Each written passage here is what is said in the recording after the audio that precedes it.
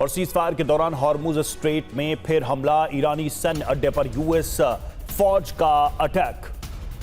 अमेरिकी ऑफिसर के हवाले से सीएनएन का दावा, 4 ईरानी ड्रोन को यूएस फौज ने मार गिराया। 5वां ड्रोन दागने से पहले सैन्य अड्डे पर अटैक, आत्मरक्षा में अमेरिका ने किया हमला। सीएनएन के हवाले से यह दावा।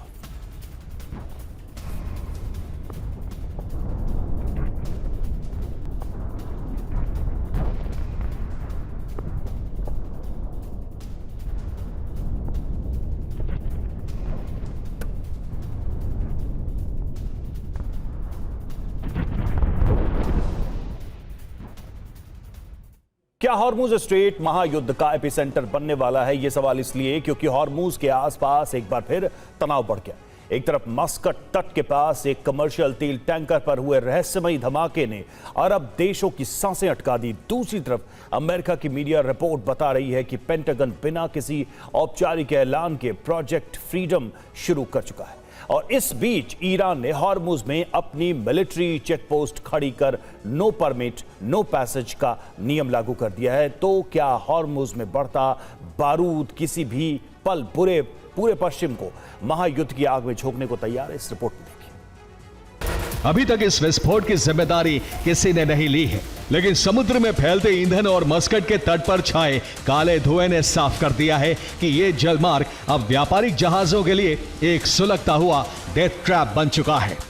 कूटनीतिक गलियारों में इस बात की पूरी आशंका जताई जा रही है कि यह हमला हॉर्मुज में अमेरिकी दखल के बाद ईरान की एक सोची समझी और बेहद आक्रामक जवाबी कार्रवाई का है, क्योंकि हॉर्मुज के एक तरफ कई देशों के तेल से लदे विशाल जहाज निकलने की कोशिश कर रहे हैं, तो दूसरी तरफ दुनिया भर के मेगा तेल कंटेनर हॉर्मुज में जाने के लिए इंतजार कर रहे हैं। अमेरिका और ईरान दोनों से ग्रीन सिग्नल लेकर कुछ जहाज हॉर्मुज पार करने में भी कामयाब रहे हैं। ऐसे में एक बार फिर तेल टैंकर में हुआ विस्फोट हॉर्मुज को एक बहुत बड़े युद्ध का एपिसेंटर बना सकता है। तो हॉर्मुज स्ट्रेट में ईरान अपना नियंत्रण ही बढ़ाता जा रहा है। खबर है कि हॉर्मुज में ईरान अपना स्मार्ट कंट्रोल चेकपोस्ट बना रहा है। ऐसा करते ईरान ने यह संदेश देने की कोशिश की है कि यह समुद्री रास्ता खुला रह सकता है, लेकिन ईरान की निगरानी और नियंत्रण व्यवस्था मौजूद रहेगी।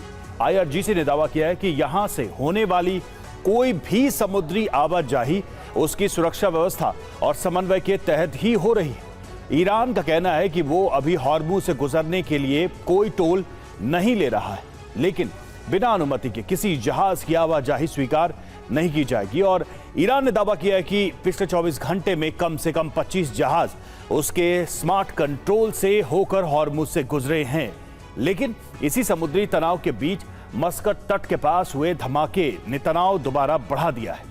ओमान के मस्कट तट से 111 किलोमीटर दूर एक तेल टैंकर के बाहरी हिस्से पर एक विस्फोट हुआ। विस्फोट के बाद समंदर में ईंधन रिसाव की खबर आई और इसके साथ ही समुद्री सुरक्षा को लेकर नई चिंता पैदा हो गई।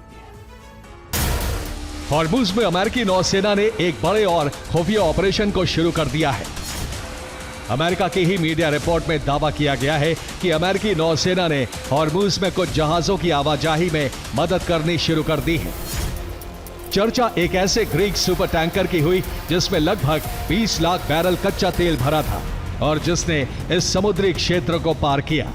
कुछ मीडिया रिपोर्ट्स में तो यहां तक दावा किया जा रहा है कि अमेरिकी नौसेना ने बिना किसी औपचारिक ऐलान के इस इलाके में प्रोजेक्ट फ्रीडम ऑपरेशन शुरू कर दिया है। स्क्रीन पर दिख रही ये रेड लाइन अमेरिकी नौसेना की फारस की खाड़ी के बाहर चक्रव्यूह जैसी वो नाकेबंदी है जिसने 13 अप्रैल से लेकर अब तक ईरानी शासन से जुड़े 108 कमर्शियल जहाजों को जबरन वापस लौटने पर मजबूर कर दिया है। लेकिन इस भारी तनाव के बीच असली रहस्य प्रोजेक्ट फ्रीडम को लेकर गहराया हुआ है।